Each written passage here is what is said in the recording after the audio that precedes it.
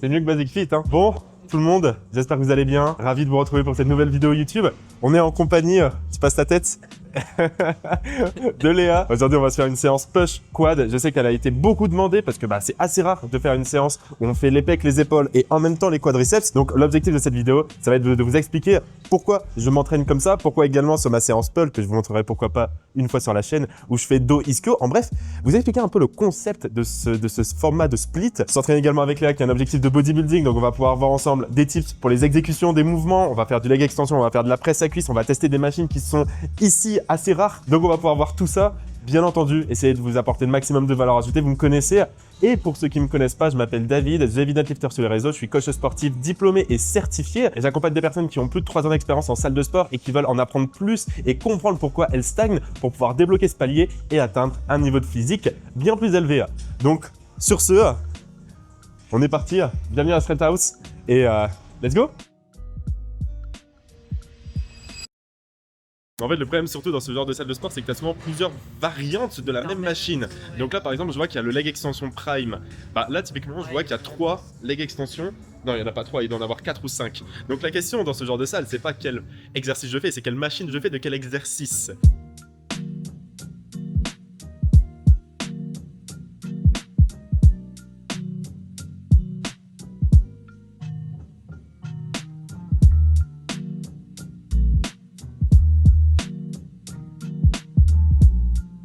Bon, déjà un truc, pour les personnes qui n'ont pas forcément beaucoup de temps, ou même globalement pour les personnes qui commencent par du mono-articulaire, vous n'êtes pas obligé de faire des échauffements de 3 heures. Je veux dire, sauf si vous avez peut-être potentiellement des blessures ou que c'est mieux mentalement, vous vous sentez plus prêt. Vous n'êtes pas obligé de commencer par faire plein d'exercices de mobilité, par faire du cardio, faire tout ça. Je pense que la base de l'échauffement, c'est se préparer mentalement déjà à votre séance. Je pense que c'est quand même un gros point. Et vous préparer physiquement. Et physiquement à quoi? Physiquement aux exercices que vous allez faire. Donc là, on sait qu'on fait un leg extension. Vous avez besoin de quoi?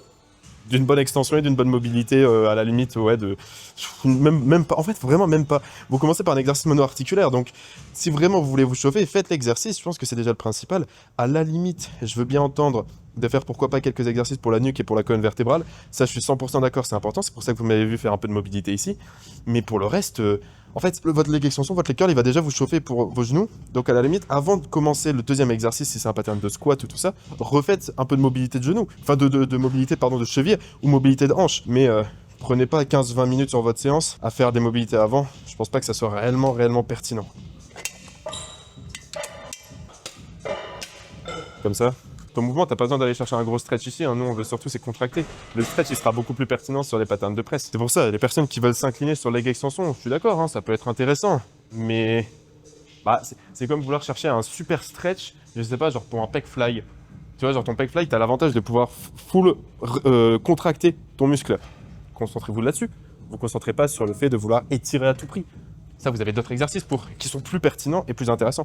Attends, prépare-toi à faire 15 répétitions parce que je vais essayer d'expliquer comment ça fonctionne. Mais en gros, ce qu'il faut comprendre, c'est que vous avez 3 pins de chargement. Donc ça, on appelle ça des pins, des épis en français. En gros, en fonction de où vous allez placer la plaque, la tension va arriver à un moment différent sur le mouvement. Donc ici, par exemple, la plaque est placée au milieu.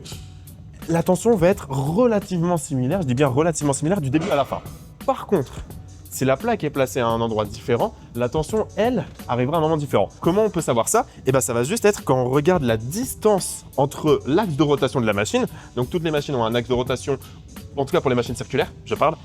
Donc l'axe de rotation qui est ici, et là où la charge elle est. Au plus la charge est loin de cet axe de rotation, donc on le prend perpendiculairement, d'accord? Donc là vous tracez une droite, j'espère que je l'aurai fait dans le montage, vous tracez une droite, et à partir de cette droite, dès le moment où la charge atteint cette distance, qui est la plus grande, hein, on est d'accord, alors c'est là où le moment de la force sera le plus important. Donc c'est là où la charge, les 20 kg, feront 20 kg et pas moins.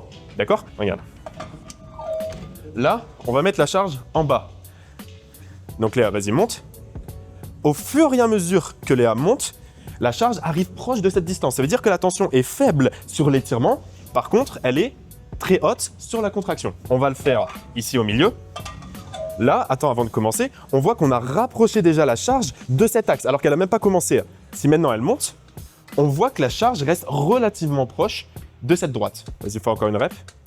Voilà, donc l'axe de rotation, la droite, on voit qu'elle reste assez proche. Tu peux poser, s'il te plaît? Et le dernier, qui est le plus intéressant, c'est si on place la charge ici, La charge, attends, elle a envie de faire sa séance. Dès le départ, la charge est proche de cet axe. Donc, ça veut dire que la charge maximale est au départ du mouvement, c'est-à-dire quand le quadriceps est étiré. Et quand Léa va monter, la charge s'éloigne de cet axe. Donc, la charge, on est d'accord, elle est beaucoup moins forte en haut du mouvement. Ce qui, pour les quadriceps, est 15 fois plus intéressant parce que ça te permet d'aller dans une plus grande amplitude sans avoir la difficulté d'aller dans cette amplitude à cause de la charge. Donc là, dites-vous qu'on va principalement charger ici et ici pour dire d'avoir un truc à peu près cohérent, mais on va majoritairement charger ici. Elle a déjà mal au quad. Allez.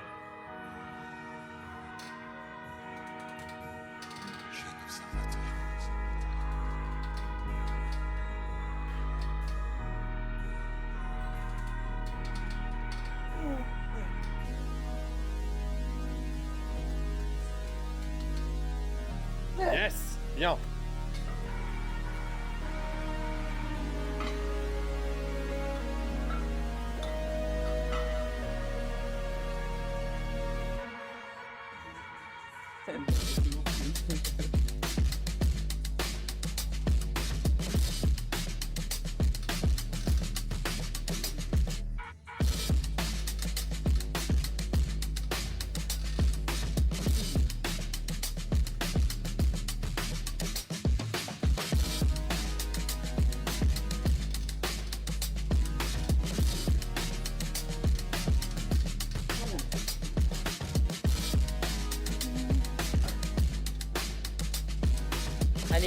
Allez, encore, jusqu'au bout là. Ok, bon. Ça va être notre deuxième jouet. Elle est effrayante, hein, par contre. Elle est vraiment effrayante. Encore une fois, vous n'êtes pas obligé d'avoir un full focus quadriceps, c'est-à-dire d'avoir une énorme flexion de genou. Faut comprendre que dans tous les cas, vos quadriceps, vos fessiers, les deux ils vont être engagés, d'accord? Que vous fassiez un full focus fessier ou un full focus quadriceps, les deux vont être engagés. Et si vous poussez votre série avec si vous mettez de l'intensité, vous allez être proche de l'échec, les deux vont travailler. Je la laisse galérer parce que c'est comique de regarder. Je pense que quand vous faites une presse, un rack squat, ce qu'il faut surtout vous demander, c'est si vous avez de la stabilité générale, parce que oui, même si on est sur une presse, être que sur la pointe des pieds, ça peut être une bonne idée, mais est-ce que vous n'allez pas perdre entre guillemets de la stabilité? Je parle au niveau articulaire, d'accord, qui pourrait peut-être vous permettre d'avoir un meilleur alignement, par exemple au niveau des articulations, et donc une meilleure production de force, et donc potentiellement plus de tension mécanique. Voilà. En fait, c'est toujours ce truc de aller plus chercher dans l'amplitude, dans le mouvement en tant que soi, ou aller plus chercher dans la sécurité, dans la production de force. Enfin, ça va dépendre de plein de facteurs. Je pense que sur la presse, ça reste plus intéressant quand même tous les patterns de presse, hein, ça reste plus intéressant de garder quand même un mouvement où vous vous sentez bien, stable et où vous pouvez produire de la force qu'aller chercher forcément directement l'optimisation, aller chercher full focus quad et au final peut-être commencer à développer des douleurs au niveau des chevilles ou autres. Encore. Yes. Encore.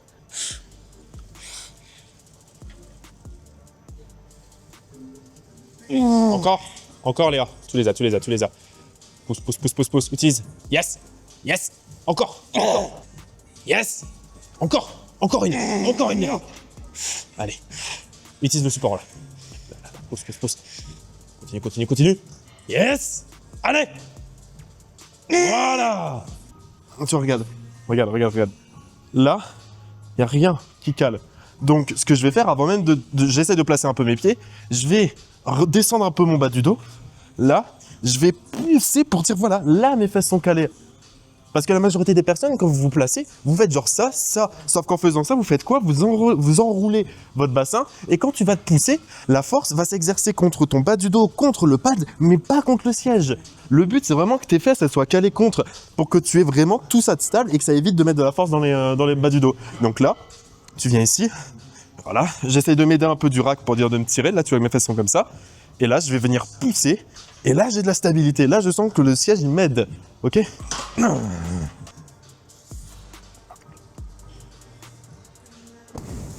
Ah, allez.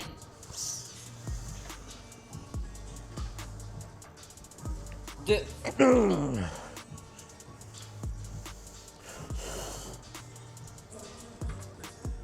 3. Allez. Allez, allez, allez. Jusqu'au bout. 4. Allez, encore.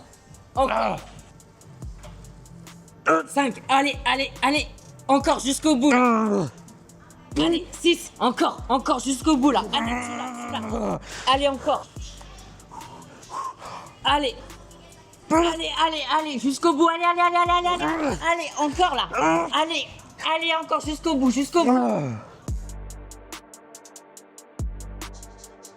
Yes, encore.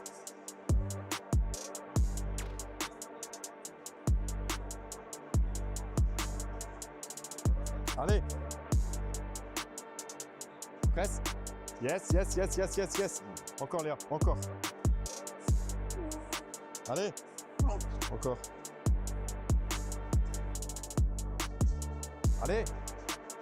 Encore deux. Yes.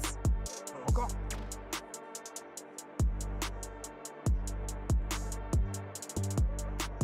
Allez. Oui.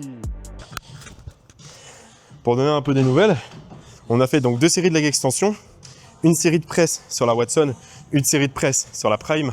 Maintenant qu'on a fait ça, on va faire une série de hip thrust et ça sera largement suffisant pour dire de finir cette partie quad. L'objectif de split, parce que c'était quand même un peu le but d'expliquer tout ça lors de cette séance. L'objectif de split le volume, c'est pour éviter de se manger justement beaucoup de volume sur une seule séance. Allez par exemple faire push-pull comme je le fais avec quad et ischio, si c'est pour faire 7-8 séries de quad, 3 séries d'adducteurs, en fait tu te retrouves à faire un leg day. L'objectif, c'est justement de ne pas être trop cramé sur une seule série. Oula, on va devoir corriger l'exercice. Essaye de ne pas être trop cramé sur une seule série, et donc, enfin une seule séance, pardon, et pouvoir split le volume pour éviter justement d'avoir trop de fatigue cumulée sur une seule séance et d'être plus productif sur les 2 séances où tu as des quads. On continuera à parler de ça après. Pour l'instant, on finit la partie lower et après on partira sur upper du coup. Et on commencera d'abord par un tout petit peu de biceps et après épaules et pecs. Ouais. Beaucoup de biceps. En fait, l'avantage de celui-là, c'est qu'étant donné que tu es un peu plus vertical, regarde comment j'arrive à monter. En fait, mes hanches sont au-dessus de mes genoux. Alors que la majorité des hip thrusts, ils s'arrêtent genre là. Ouais, Là, c'est quasiment ton dérac, c'est le max d'amplitude de la majorité des hip thrust machines. Donc, ah oui, un truc aussi, arrêtez de vouloir faire un hip thrust en mettant le cul au sol. Ça sert à rien. C'est comme les leg extensions, c'est un mouvement où on cherche à raccourcir ton fessier. Le problème, c'est que sur la partie basse de ton mouvement, tu es beaucoup plus forte. On est d'accord? Parce que tu as le fessier étiré. Donc en fait, ici, là, je peux mettre 200 kg là. Par contre, là, je peux pas en mettre 200. Donc, allez chercher la fin de votre amplitude, c'est-à-dire le bas du mouvement. Ça sera contre-productif parce que vous devrez mettre trop de charge pour aller chercher là et que ça soit productif. Mais du coup, la charge sera trop importante pour aller chercher la partie qui nous intéresse, c'est-à-dire la partie raccourcie.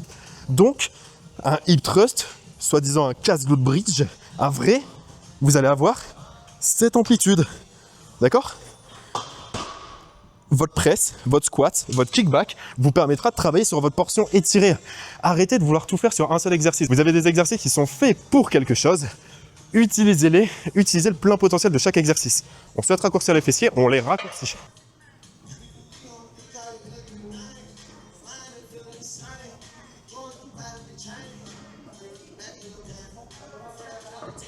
Tu sais que t'es sur les quads là. Hein. Bah ouais. Bah ouais, tu sais que t'es sur les.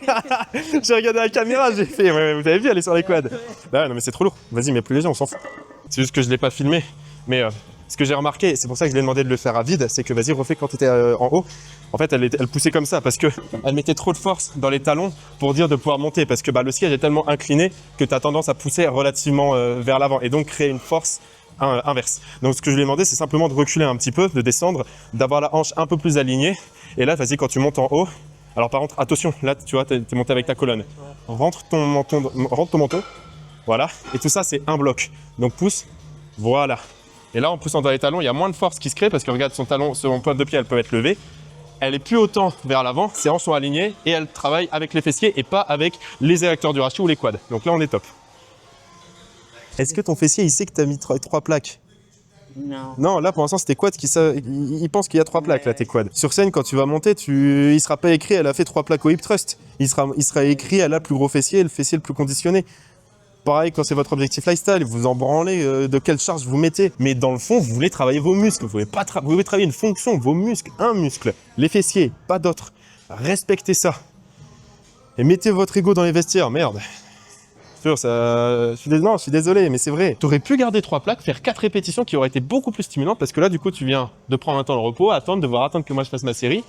Peut-être que tu aurais fait 4 reps stimulantes si tu n'avais pas dit je veux faire 15. Parce que tu es parti dans la mentalité de vouloir déplacer la charge et pas de vouloir stimuler tes fessiers. Là, je pars de la mentalité de vouloir stimuler les fessiers. Je fais 3 reps, je m'en branle, j'aurais fait 3 reps avec mes fessiers. Oh, je suis impoli aujourd'hui. Ok. Allez. Ok. Allez. Allez, encore. Allez. Allez, encore. Jusqu'au bout. Allez, encore. Allez. Allez, les fesses, là. Allez. Encore, jusqu'au bout. Voilà. Tu vois, là, je suis en train de tirer vers moi. Toi, quand tu le fais, vas-y, fais-le. Ce que tu fais, c'est que tu fais ça. Vas-y, pousse. Tu fais ça et tu essayes de tirer vers toi parce que ça te permet de rapprocher le point, c'est plus simple. Pousse comme ça presque. Vas-y, refais. Voilà. Ah, ça n'a rien à voir. Top. Pas en monter plus haut, Fessier. Contracte. Top. Utilise. Là, fessier. Top. Encore. Fessier. Yes. Garde ça. Non, encore. Encore une. Fessier. Contracte. Bien. Encore. Vers le ciel, Léa. Yes. Allez. Encore une. Pousse vers le ciel. Ciel. Monte. En avant. Voilà, mieux. Encore une. Yes. Voilà, top. Rack. Cette machine, du coup, elle pourrait peut-être être plus intéressante pour toi dans un sens. Bah ouais. En fait, cette machine, si vous voyez, hop là, venez. Voilà, cette machine, elle a ça. En fait, ça pourrait être intéressant pour Léa, c'est parce que je viens d'y penser. Mais puisque elle a tendance à pousser trop vers l'arrière, bah ça pourrait être plus intéressant pour elle parce que justement, elle aurait ça pour lutter contre et elle serait obligée de pousser vers le ciel. Partie bas du corps.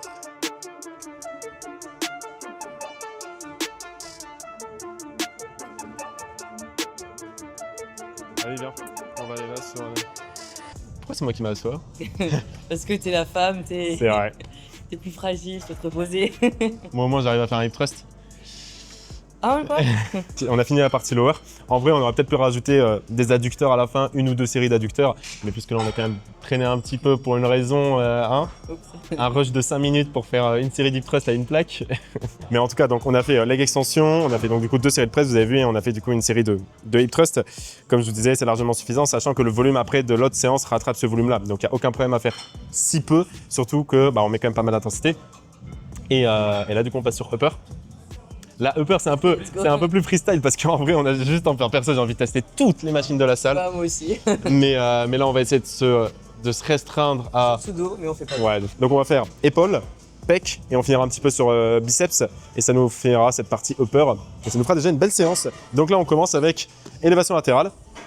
Toujours commencer par de toute façon un mouvement qui vient plus raccourcir ou du moins un mouvement qui est peut-être un peu plus compliqué à finir sur la partie raccourcie de votre muscle qu'un mouvement qui vient l'étirer. Donc voilà, let's go. Là, on va vouloir une chose surtout, c'est d'aligner ton épaule avec l'axe de rotation et que le pad ne bouge pas au cours du mouvement. Donc là, concentre-toi si le pad il bouge et il glisse. S'il glisse au cours de ton mouvement, c'est que tu es mal placé.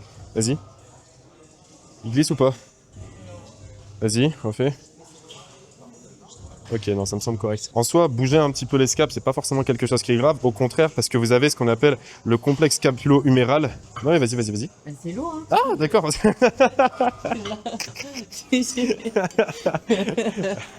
pensais qu'elle simulait pour moi, pour ma vidéo. En gros, ça veut juste dire que lorsque vous bougez votre humérus, à partir d'un certain degré, c'est-à-dire ici, votre scapula va commencer à devoir obligatoirement, je dis bien obligatoirement bouger. Si là, maintenant, vas-y, garde tes scapulas fixes et essaye de monter, garde les scapulas fixes, vas-y, non, là, il bouge. Tu vois, t'es limité ici. Donc, quand vous dites, oui, je veux limiter mon mouvement de scapula, en fait, vous pouvez faire ce que vous voulez. Dans tous les cas, arriver en haut de votre mouvement, vous allez le bouger. Donc, voilà.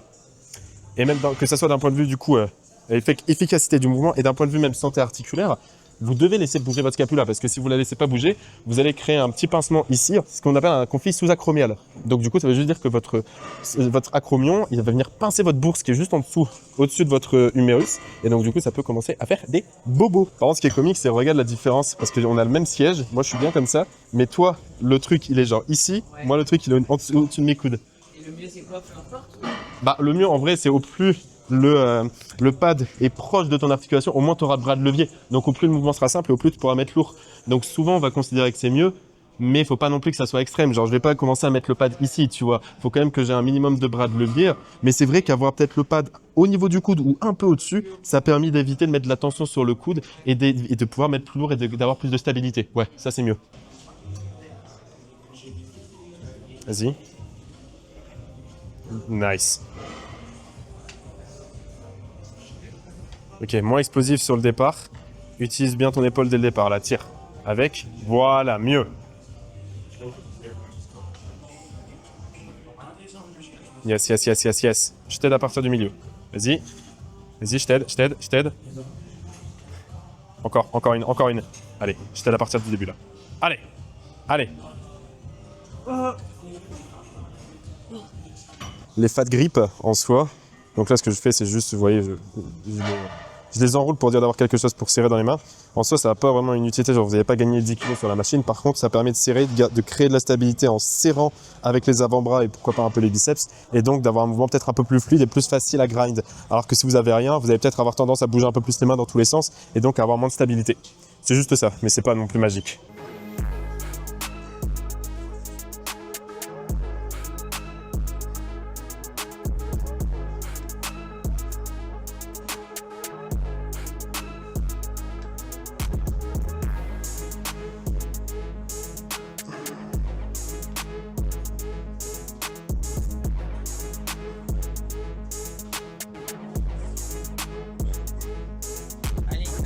Allez, jusqu'au bout là, jusqu'en haut, encore.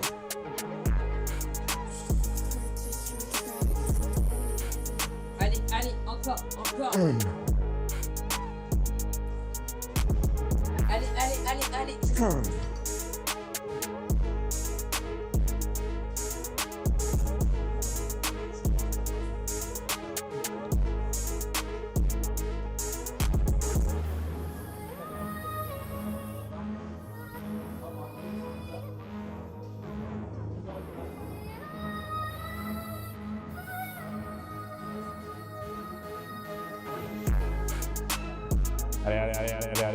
Allez.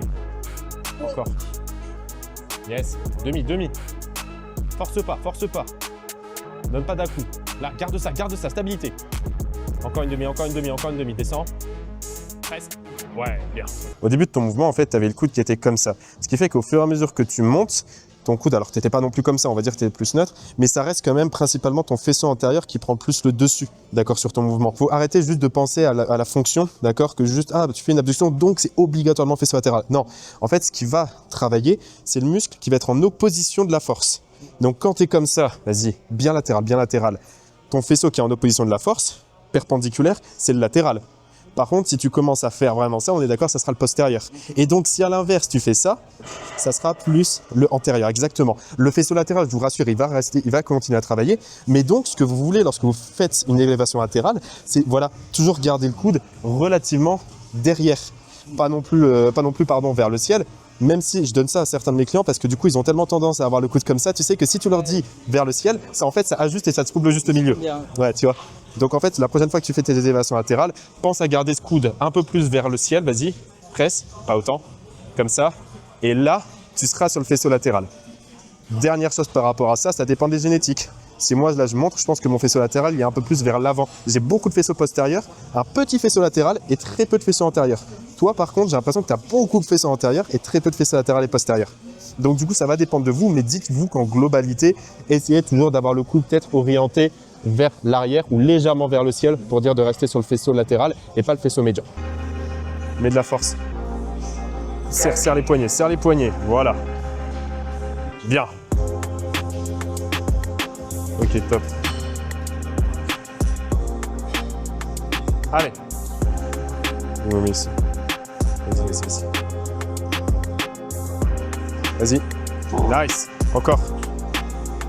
Encore. Presse. Yes. Encore Léa. Garde la cage. Vas-y, presse. Lock pas. Garde. Voilà, mieux. Allez, encore. Presse. Yes, encore. Allez. Oui. Encore une. Allez. Oui, facile, encore Léa. Baisse tes épaules. Sur la cage, voilà. Gardez ça. Allez. Yes. Parfait. Top. 1. Merci.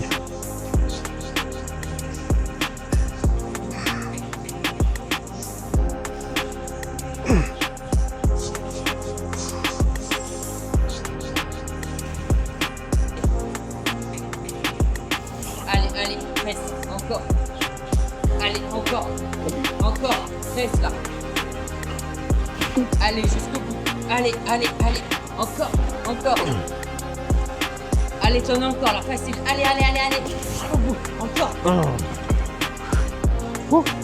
Là, du coup, encore une fois, le problème des machines qui mettent la tension en fin de mouvement. Impossible de grind. Et là, du coup, au fur et à mesure que tu montes, tu as la charge qui se rapproche de l'axe. Donc ça devient plus dur. Vous vous souvenez, tout à l'heure, je disais que les machines, du coup, comme ça, on pouvait faire varier la courbe de magnitude. Mais ce qu'on n'a pas dit, c'est que tous les muscles ne sont pas forcément toujours très forts en position étirée.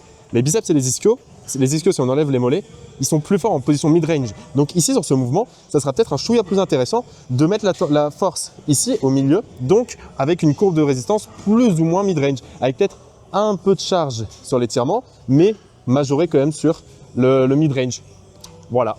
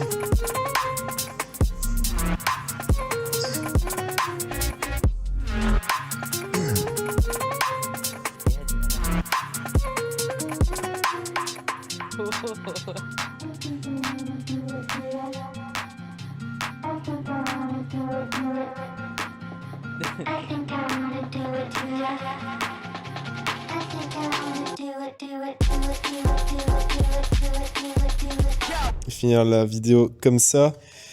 Bah écoutez les gars, fin de séance, c'est la première fois que je fais une outro aussi déshabillée, mais c'était une très bonne séance. Oui, j'ai changé de tenue, maintenant je suis en... Ah mais là t'es trop classe.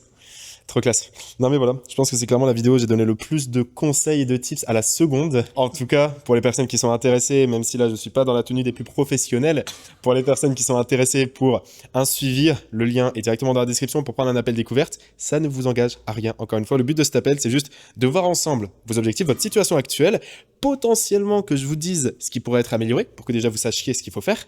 Et derrière, surtout que je vous explique comment je travaille, comment je pense, comment je fonctionne, parce que sur les vidéos YouTube, Insta, c'est bien, mais vous aurez jamais autant d'informations qu'en 15-20 minutes d'appel. Si derrière, on voit que le mood passe bien, qu'on communique bien, et que vous êtes intéressé pour travailler avec moi, et que moi, je suis intéressé par votre objectif, bah, let's go, on peut commencer à travailler ensemble, mais dans tous les cas, ça ne vous engage à rien. Le lien est dans la description. Merci d'avoir regardé cette vidéo. On se dit à la prochaine, je ne sais pas quand, mais normalement déjà la semaine prochaine. De toute façon, je tiens toujours le rythme de minimum une vidéo par semaine, mais là j'ai été pris un peu de cours avec pas mal de choses qui se sont passées, notamment Bangkok. Mais bref, je vous dis à la semaine prochaine, prenez soin de vous, et tu vas pas être pro 2 secondes. Au revoir.